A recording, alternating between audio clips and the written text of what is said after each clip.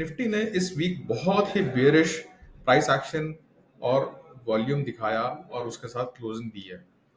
क्या है निफ्टी के मन में? क्या निफ्टी यहाँ से गिरेगा और गिरने और ऊपर चलने के लिए बिल्कुल तैयार नहीं है, या फिर निफ्टी ऊपर जाने के लिए बहुत अच्छी स्ट्रेंथ रिकलेक्ट कर रहा है और फिर भागेगा ऊपर?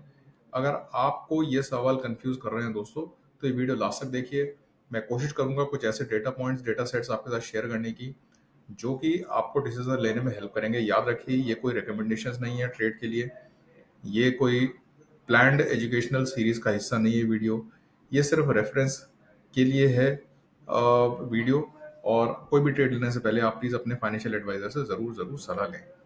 तो दोस्तों देखिए, हुआ क्या पिछले हफ्ते का हमारा क्या व्यू था। मेरा ये व्यू था कि निफ्टी पूरे हफ्ते कंफ्यूज करके रखेगा, और हुआ भी यही, कभी ऊपर कभी नीचे, बहुत ही एक्सट्रीम वॉलेटिलिटी थी। और ट्रेडर्स ने अगर इंटेलिजेंटली पैसा नहीं ट्रेड्स नहीं लिए होंगे तो दोनों तरफ पैसा गवाया होगा, बहुत अच्छा पैसा गवाया होगा ट्रेडर्स ने। तो ये 16 के ऊपर का विक्स, जैसे मैं हमेशा बात करते रहता हूँ कि मतलब मैं कंफर्टेबल नहीं रहता हूँ, बहुत ही अनप्रडिक्टेबल मूव्स कुछ कुछ आते हैं। थैंकफुली विक्स 16 के बिल्कुल नजदीक पहुंच गया, अभी भी 16 के नीचे नहीं है बट फिर भी है नजदीक में, और उम्मीद है कि जो है वो और नीचे आए। तो देखिए दोस्तों, अब ये तो पिछले हफ्ते की बात रही कि बहुत ही वोलेटाइल। अब क्या? देखिए, वो कंफ्यूजन जो है, मुझे जो लगता है डेटा पॉइंट्स में, डेटा पॉइंट्स को देखते हुए, पहले तो ये देखते हैं, देखिए वॉल्यूम बहुत ही जबरदस्त वॉल्यूम है। खैर इसमें आईटीसी की और इंडोगो की वॉल्यूम भी इंक्लूडेड है, इतनी ज्यादा, बट फिर भी देखिए ब्लॉक डील्स तो होती रहती हैं। बहुत ज्यादा नेगेटिव वॉल्यूम जो है। और ये भी देखा जाए तो कि प्रमोटर्स अगर अपना माल छोड़ रहे हैं तो वो भी कहीं ना कहीं मार्केट के लिए उतना पॉजिटिव तो नहीं है, नेगेटिव ही माना जाएगा। तो ये बात रही। अगर हम प्राइस एक्शन की बात देख करते हैं इस हफ्ते, तो ये आप दो कैंडल्स देखिए, 12 मई और 19 मई, ये 2 वीक्स की कैंडल देखिए। इन्होंने पैटर्न बनाया था, मैंने जैसे लास्ट टाइम बताया था, ये बेयरिश हरामी पैटर्न है, जो कि एक बेयरिश कैंडलस्टिक पैटर्न होता है और इसका कंफर्मेशन जरूरी होता है, मैंने ये भी बताया था। और हमें इस हफ्ते में इसका एक कंफर्मेशन, माइल्ड कंफर्मेशन मिल गया है कि निफ्टी ने रेड में क्लोजिंग दी है। तो अब ये एक नेगेटिव पैटर्न है डेफिनेटली। पहला हाई वॉल्यूम रेड में, दूसरा नेगेटिव कैंडलस्टिक पैटर्न, और तीसरा मैं आपको डे टाइम फ्रेम पर भी बताता हूँ। अगर आप यहाँ पर देखें तो ये जो कैंडलस्टिक बनी है आज की क्लोजिंग की, इसको बोलते हैं बेरिश किकर कैंडल, जो 50% के नीचे से बनती है। तो ये बहुत स्ट्रांग एक मूव होता है। और आज की वॉल्यूम में देखिए कितनी जबरदस्त वॉल्यूम है।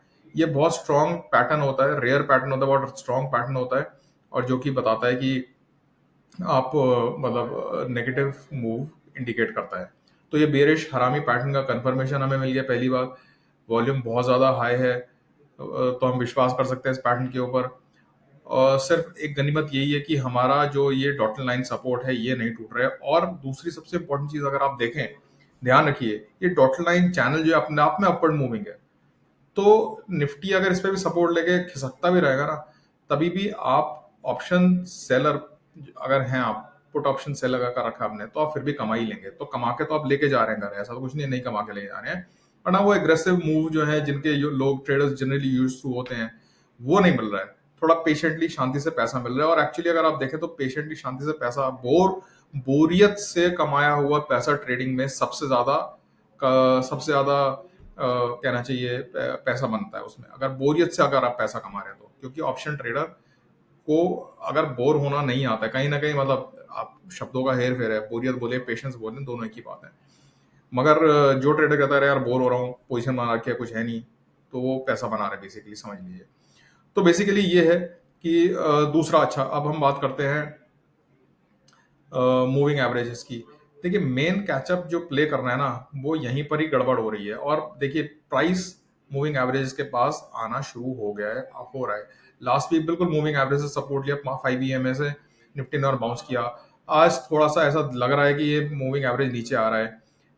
अगले हफ्ते का मुझे लगता है कि ये मूविंग एवरेजेस और कैचअप करेंगे प्राइस के साथ, या प्राइस कैचअप करेगा मूविंग एवरेजेस के साथ।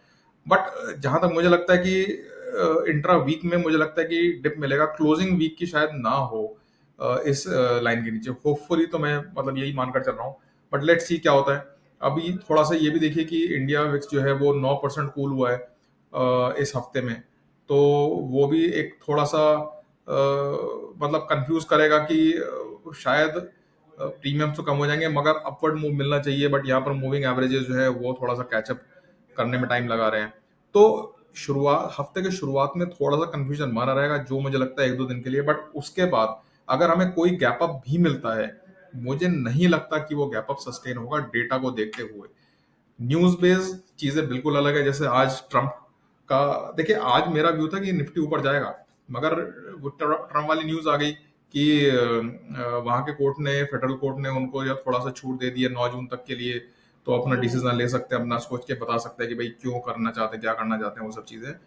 अदर तो वो मार्केट के लिए नेगेटिव है, क्योंकि मार्केट ने रिजॉइस किया था, ग्लोबल मार्केट ने रिजॉइस किया था जब फेडरल कोर्ट ने ट्रम्प के लिए बोला था कि आपका ये जो टैरिफ्स जो आपने लगाए हैं वो इलीगल है, वो उससे वो मतलब वो नहीं होने चाहिए इस तरीके से। तो मार्केट ने रिजॉइस किया, मगर आज जब कोर्ट ने स्टे लगा दिया और बोला कि नहीं अभी कंटिन्यू रखने दो, 9 जून तक वो उनको टाइम दिया बताने के लिए, तो फिर मार्केट नर्वस हुआ और नीचे आया।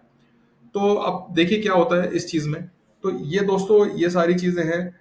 किसी भी सूरत में अगर आपको ट्रेड बहुत ही सिंपल है, कंटिन्यू कर रहा हूं मैं कि डॉट लाइन के जितना नजदीक आपको सपोर्ट मिले वो ट्रेड मिले, आप इसको लॉन्ग अपनी पोजीशन बना सकते हैं। स्टॉप लॉस बिल्कुल इसके नीचे का बनाकर चलिए, और वीक के बेसिस पर आप इसको, वीक क्लोजिंग को आप ट्रैक करिए।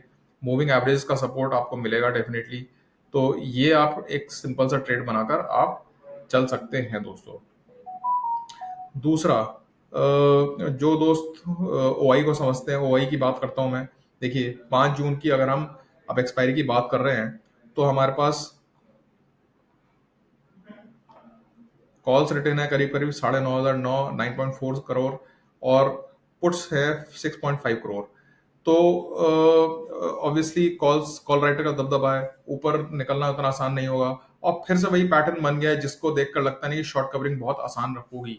शॉर्ट कवरिंग मूव आती नहीं दिख रही है इस वाई चार्ट के हिसाब से अगर मैं देखता हूं तो ये दोस्तों अगर हम पुट राइटर्स की बात करें, कॉल राइटर्स देखिए 24,800 पर बहुत स्ट्रांग अपनी पकड़ बना ली है। आज के दिन में बहुत अच्छी स्ट्रांग कॉल राइटिंग हुई है। 24,900, 25,000, मतलब हर स्ट्राइक पे बहुत अच्छी कॉल राइटिंग तरीके से हुई है। 24,800 पर पुट राइटर भी आए, बट वो शायद उतना कम्पीट नहीं कर पा रहे हैं। पुट राइटर्स का कन्विक्शन अगर आप देखें तो बिल्कुल आपको दिखेगा कि है, बट कम है।